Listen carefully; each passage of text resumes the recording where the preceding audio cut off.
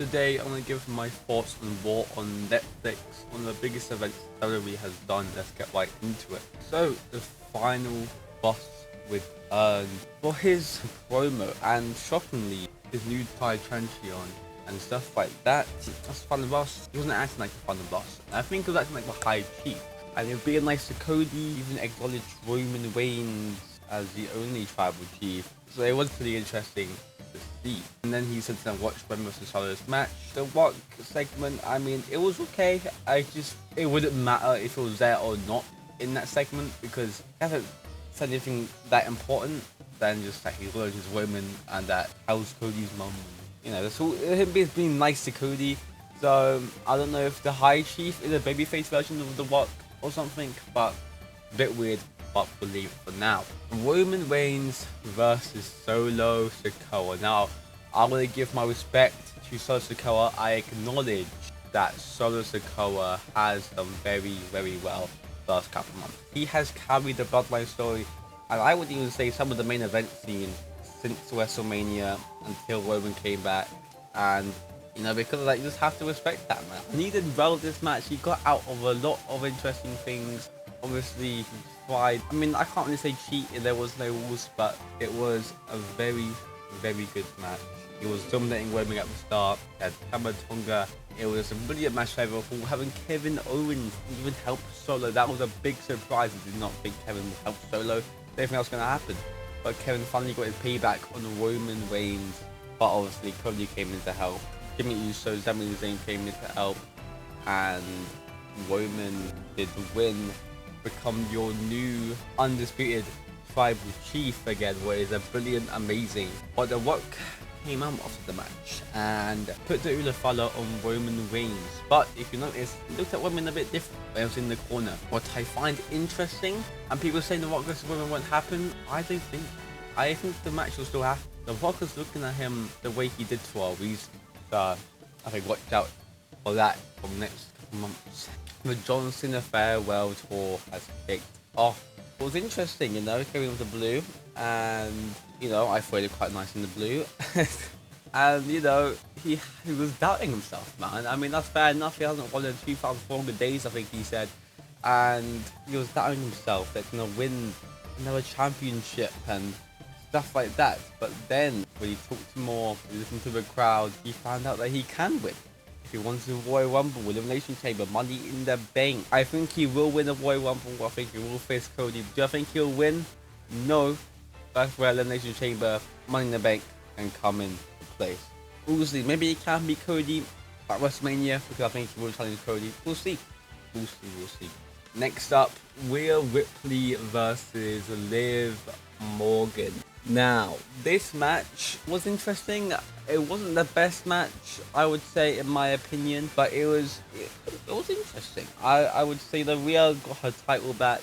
It was crazy for Rhea to use, like, I think of 3 or 2 of her like finishes to actually pin Liv Morgan. Obviously, Liv Morgan tried to cheat, and then obviously Dominic, the little gold digger he is, tried to give her a hug. Obviously got him kicked in the balls, and goddamn that buddy looked like it hurt, buddy. But still, a very great match. And then we had The Undertaker go and support Rhea Ripley after the match, what was honestly also quite shocking as well. So that match was quite good. Next up, Jay versus Drew McIntyre. Jesus Christ, man, the crowd wasn't really that hype, or well, as loud. I think they got really tired, but it's fair enough. But you know, Jey Uso having that entrance with Travis Scott, have Travis Scott smoking, what was interesting to see on WWE, to be honest, and stuff like that. Jay's entrance was one of the best entrances, or literally the best entrance I've seen of Jey Uso. The camera shot was amazing. Seeing the commentators yeet, it was fun to see, man. And Jey Uso versus Drew as even a match was, I would say, quite a solid match, you know? Wasn't the best, but it was solid. It was solid. I think Jay had a good job. I think Drew had a good job. And obviously, I think he was getting a bit too cocky in a way. And obviously, Jay rolled him up, pinned, and won. So Obviously, there's definitely not the end for him versus Drew. I think they will do a few more matches, but we'll see what happens with them two together.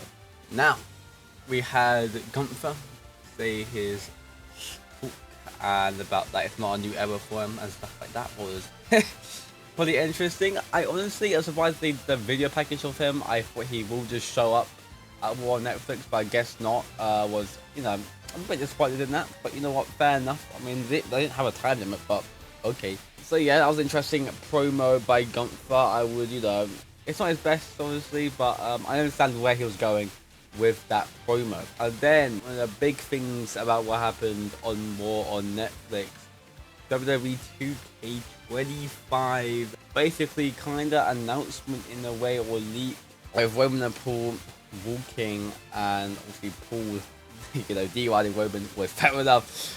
Let's do disrespect to Paul, and about, you know, everyone must acknowledge him and stuff like that. And what day of the calendar does women want that? He said the 27th of January, and then Paul makes the like, okay, 27th of January, and then close the door. WWE 2K25 cover is on that door. So honestly, other people gonna be upset, like, oh, Roman, why are you taking 3 weeks off, man? Why are you taking 3 weeks off? Look, I think this time, Roman taking 3 weeks off is fair enough, because he's probably gonna be working on all the promos, trailers, a lot of hype stuff for 2K25. So I completely understand why he wouldn't be here for the next couple of weeks. Yes, I know it kind of sucks. He won't be there for the build-up of Royal Rumble, but you know what? It's completely fine. I think he does deserve another. He deserves the cover of 2K25. I mean, last time he was in the cover, it did end really badly, but I think this time it will be good. I've seen some images. I'll show you guys the images on the screen right now. I mean, the quality looks so much better. 2K24, like, here's literally the difference. Like, oh my gosh, like, the difference is crazy. And people, you know, people are even hating those images. And I mean, like, look, the quality is like 2, 3, 4, 5 times better. Like, and that is just the quality of just the images. We don't know how the game looks like. We don't know what universe mode looks like. So I'm really hyped for 2K25. And honestly, 27th on Monday, actually, they're gonna announce it. So it's gonna be interesting seeing women back on the War in a couple of weeks' time. It's gonna be interesting. I'm interested to see if women gonna stay on War, but I don't know. We're gonna see. We're gonna see. Hulk Hogan return. Jeez, oh Christ. I mean, look, I think this was in Canada, right? This was in Canada or something like that, or, you know, stuff like that. And obviously Hulk Hogan supported Donald Trump. So, you know, because of that, when he did his entrance, I mean, I think he looked like he was shocked himself, because he was D1ing the fans, and well, the fans were booing his whole damn promo. I mean, I was shocked about it myself, because I didn't think I'm gonna boo him that much, but you know that. I think Hulk Hogan should just stay away from WWE, man. I understand why they booed him, because the things we did in the past and stuff. So yeah, fair enough. Seth versus CM Punk, the main event. Now, I've seen some people kind of hate this match, like, oh, you guys want this to be main event and stuff like that. You know, it's not a bad match. It's their first match. They're gonna do probably 2 more others. It was cool to see them kind of telling the story of Seth. Like, Seth is trying everything to try to beat CM Punk, and Seth couldn't do it. And you can see Seth's aggression, and Seth's like getting annoyed about it. He's like angry. He's like, ugh, and stuff like that inside the match. And you know, Seth using CM Punk's move like twice. That was cool. I think even CM Punk used Seth's moves. Like, that was great. Seeing them actually hit each other with their own move was amazing. The story that was kind of telling inside the ring was, you know, it was pretty good as well. CM Punk winning was something I was kind of surprised of. I did think Seth would win, but no, CM Punk, man, they're making CM Punk look really good, bro. He made him beat Drew McIntyre, and now being Seth. So it's going to be interesting what they see. But do you see CM Punk, because he's getting kind of old. Like, he looked like he was kind of hurt after the match. So if they are trying to make him World Heavyweight Champion at some point, maybe quite careful what matches they do. But we'll see. That was a great match. I would give that a 4 out of 5 stars for that match, if I'm being honest. Like, that was a fantastic match and a fantastic event. I'll make a video if there's any 2K25 news and stuff. We'll see what's going to happen, man. And I'll see you guys soon. Goodbye.